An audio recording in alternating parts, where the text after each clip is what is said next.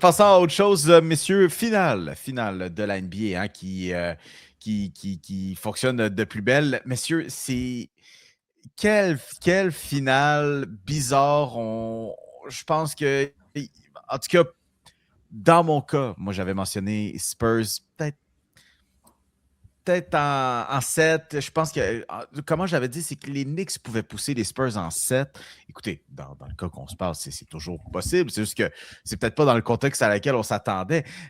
Mais les gars, les Spurs qui échappent les 2 premiers matchs et dans le moment clutch, hein, in the clutch, comme on dit, dans les dernières minutes, Victor Wembanyama, qui est un nombre de lui-même, qui, non seulement en plus, c'est des matchs qui sont très difficiles, très, très, très difficiles. Il y a quand même des 24 points, mais avec 12 lancers francs et 619, 620 du plancher, mais par-dessus tout, des revirements coûteux. Et je dis pas comme, oui, l'ensemble des revirements, mais des revirements dans le clutch, avec une occasion de prendre les devants ou d'égaliser, de perdre le ballon.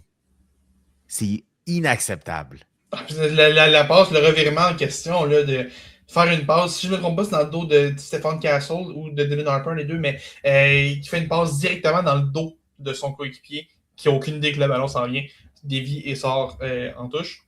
Et après ça, encore pire, man, sur la dernière séquence, Wemby a le ballon, Wemby a la chance de gagner, d'égaler le match à ce moment-là, je ne me trompe pas. La chance d'égaler le match, au lieu d'aller au panier, rappelle, il est 7-4. Il domine physiquement n'importe qui sur ce terrain. Il prend un mid-range pour aucune raison. Le tir rentre pas. Game over. Écoute, ça fait partie du processus. Puis on a longtemps parlé d'à quel point Wemby était bon. Wemby est encore exceptionnel, là, mais ça fait partie du processus d'apprentissage. Des fois, ces moments-là sont immenses. Puis c'est difficile de ne pas vouloir en faire trop. C'est difficile de juste rester dans ta game considérant l'ampleur du moment.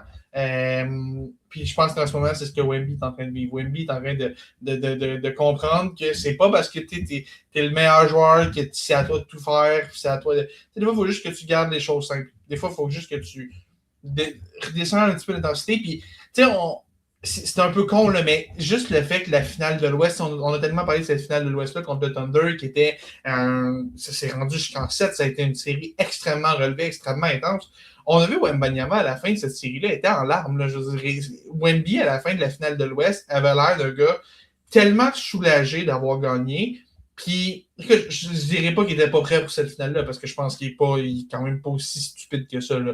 Mais, tu sais, je pense qu'il ils ont peut-être pris un petit. Peut-être que sa finale pour lui, c'était la finale de l'Ouest. Peut-être qu'il a un peu sous-estimé. Ah, mais écoute, des fois, quand tu as un trop gros high d'émotion là, après une victoire, là. Ouais. Ce qui est un peu, pas de la même façon, là, mais ce qui est un peu ce qui est arrivé aux Canadiens contre les Hurricanes après la série contre Buffalo. C'est un peu ça aussi. Je veux dire, tu sais, des fois, tu as des. Puis il y a la fatigue aussi qui rentre. La série contre le Thunder était beaucoup plus éprouvante que la série des Knicks contre les Cavs. Là. Mais, tu sais, des fois, c'est peut-être juste ça aussi. Peut-être que cette finale de conférence-là a été tellement intense, tellement drainé mentalement. Puis c'est un jeune qui réalise encore ce que c'est faire un aussi long parcours en série. LeBron James a vécu ça aussi. Là, son premier parcours en finale a subi une défaite pas très chic en grande finale. Peut-être que c'est juste ça aussi pour Wemby. Peut-être que c'est juste de comprendre ce que ça prend. T'as 16 matchs à gagner. Puis c'est bien beau d'en gagner 12, même si ces 4-là contre le Thunder étaient vraiment, vraiment intenses, vraiment difficiles à gagner. C'est jamais plus facile la ronde d'après. C'est toujours un peu plus compliqué. Sauf dans la NH, qui a un format de série un peu fucké. Là. Mais dans la NBA, c'est jamais plus facile. Ah, hey, c'est pas fucké. Gary Bettman a dit que c'était incroyable comme format. Je ne parlerai pas d'avant. Et il a aussi dit que peu importe qui parle de mon demise et de ma retraite, mettez le doigt dans l'œil. Je n'irai pas plus loin sur les séries de la NH. Mais bref, mon point, c'est que je pense que c'est un peu de ça. Je pense que Wemby, en ce moment, est un peu en train de comprendre les rigueurs d'un parcours vers une conquête de Larry O'Brien. Et écoute, bonne chance aux Spurs, hein, parce que là, il faut gagner 4 des 5 prochains matchs, dont 3 au Madison Square Garden. Si Wembanyama trouvait qu'il y avait de la pression chez lui, bonne chance au Madison Square Garden. La bonne nouvelle, c'est que demain, en raison d'une visite présidentielle, on demande aux fans d'arriver au moins 2-3 heures d'avance. Fait que peut-être que les gradins ne seront pas remplis à temps. Fait que peut-être que ça va calmer un peu l'ambiance. Puis pas de watch party dehors. C'est quoi, là? C'est quoi, ça? C'est quoi, ça? De la foule. Mais Donald Trump voulait absolument aller voir la game de basketball. Non, de basketball guy, Donald Trump, ça. Avec son grand chum Jim Dolan. Mais bon, regarde, j'ai bien confiance en les New-Yorkais de faire la bonne chose. Alors, on suit ça d'ailleurs. C'est un gros souhait. Mais moi, je fais. C'est une espèce de conflit d'horaire d'ailleurs. Mais la raison. Il y a une des raisons pourquoi je n'ai pas envie de tuer les Spurs tout de suite. C'est que on a déjà vu cette histoire-là par le passé. Je fais juste vous rappeler, il y a 10 et 20 ans, OK? On va retourner dans la machine à souvenir. 2016, qu'est-ce qui s'est passé? Pop, ben écoute, il y a eu le fameux 3-1, mais attends un peu, on a un autre... Mais après 2 matchs, Golden State menait 2-0. Gagné 2-0. T'en oublies un qui est arrivé aussi il y a littéralement 5 ans, là. Oui, mais j'avais vu comme l'affaire sur les 10 ans, fait que il y a 5 ans aussi, c'est vrai, mais on peut y revenir un petit peu plus tard aussi. Mais 2006, on se rappelle aussi que les Mavs gagnaient 2-0 sur le Heat de Miami. Félix s'en rappelle pas. C'est vrai. Félix s'en rappelle mais pas. Mais tu vois, je m'en rappelle pas tant parce que j'écoutais pas plus le basketball à ce moment-là aussi. mais c'était assez où Dwayne Wade est devenu littéralement Michael Jordan. Ouais, c'est 2, là. Mais en même temps, la série de 2021, c'est au moins, c'était 2-0 pour les Suns, mais les Bucks n'avaient pas échappé de match à domicile, par exemple. C'est peut-être ça le point que j'ai un petit peu plus de misère parce que c'est beau, tirer de l'arrière 0-2, c'est une chose. Quand tu as l'avantage du score et tu as perdu les 2 premiers matchs à la maison, là, c'est une autre affaire. Ouais. C'est une autre game complètement. Mais au moins, Chris Paul a corrigé son addiction à la finale. Oh. Il était là au match, je sais pas si c'est le match numéro 1. Je pense qu'il était sur place, puis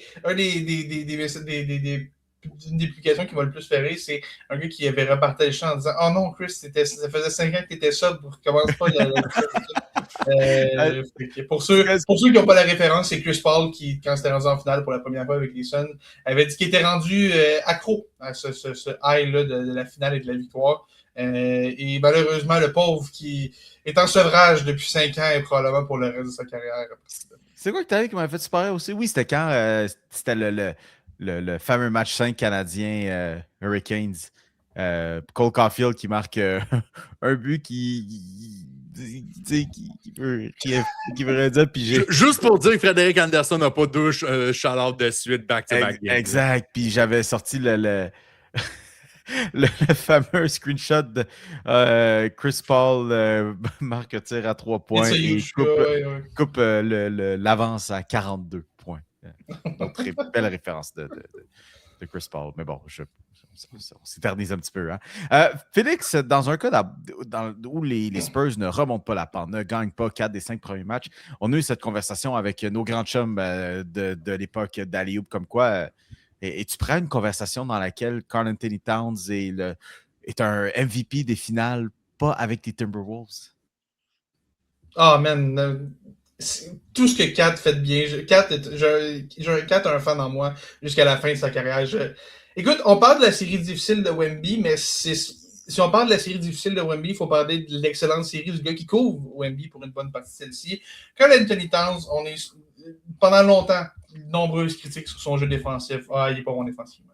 Ah, il est juste bon offensivement. Ah, il n'est pas un joueur défensif assez discipliné. Ah, il prend trop de fautes. Ah, puis Karl Anthony Towns est en train de donner la business à Victor Wembanyama en ce moment. C'est ce qu'il devrait se passer, le Wembanyama qui est possiblement déjà le meilleur joueur de la Ligue. Là. Il y a peut-être encore 2-3 gars qui sont là, mais Wembanyama qui est peut-être déjà le meilleur joueur de la Ligue en ce moment, là, se fait donner la business par Karl Anthony Towns dans cette finale-là. Quand les arbitres n'essayaient pas de donner des fautes complètement ridicules pour donner une chance aux Spurs, là, ça c'était la 4e dans le match numéro 2 était ridicule. Là.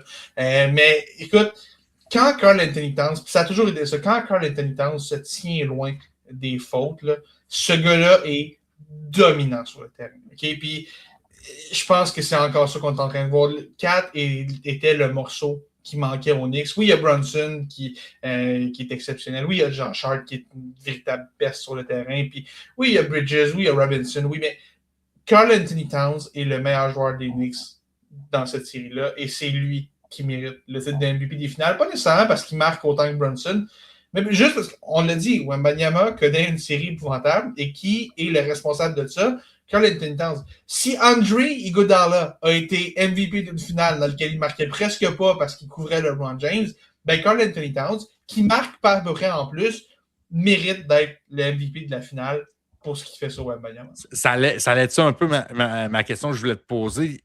Parce que dans le fond, la NBA récompense juste le meilleur joueur des finales, pas le meilleur joueur des séries. Non, c'est les finales. OK.